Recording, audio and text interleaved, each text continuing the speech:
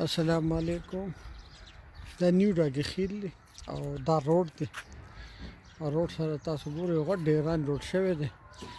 او دا نیو ډاگی خیلو کې دیره چې دا نامخامخ ښکاري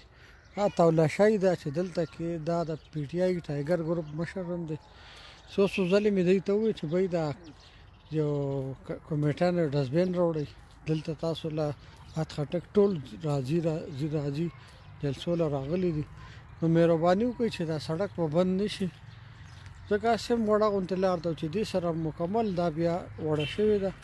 مسله وي. کاکا څنګه یې دا تولاشا ته مخکې هم ویلو چې یاره مهرباني وکړئ دا لکه سړی بد ښکاري پې که نه خلک دي راځي زنانه دي ماشومان دي ډېره لویه مسله ده د خلکو. نو عطاالله خو دلته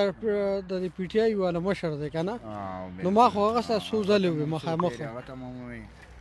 څوک اکشن نه اخلي چې یاره دا مین روډ دی واړه پې دي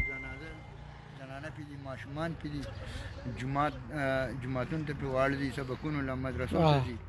او دا ګندګي ده لاره وګوره ډکه دی. ښه کاکا یو بله غټه مسله چې زموږ دا ټرانسفارمر بیا ګرمي را روانه ده او دوی ته مونږ ویلو چې یاره مونږ ته 2 کوي یا 200 یې کوي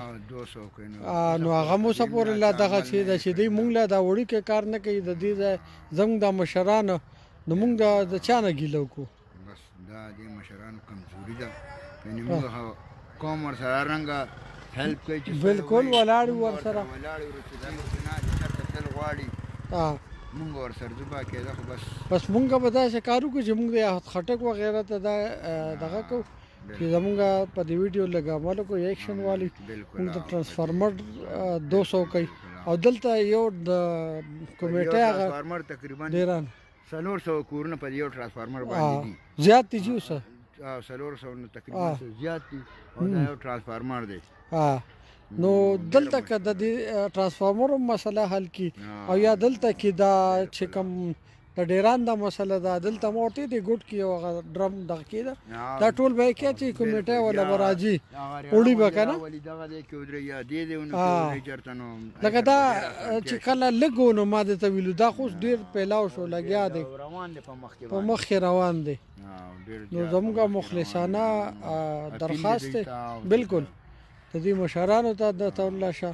چې وایي د دې لپاره موږ ته څه حل وکړي. سوداکي والا راشي دا اوچت کې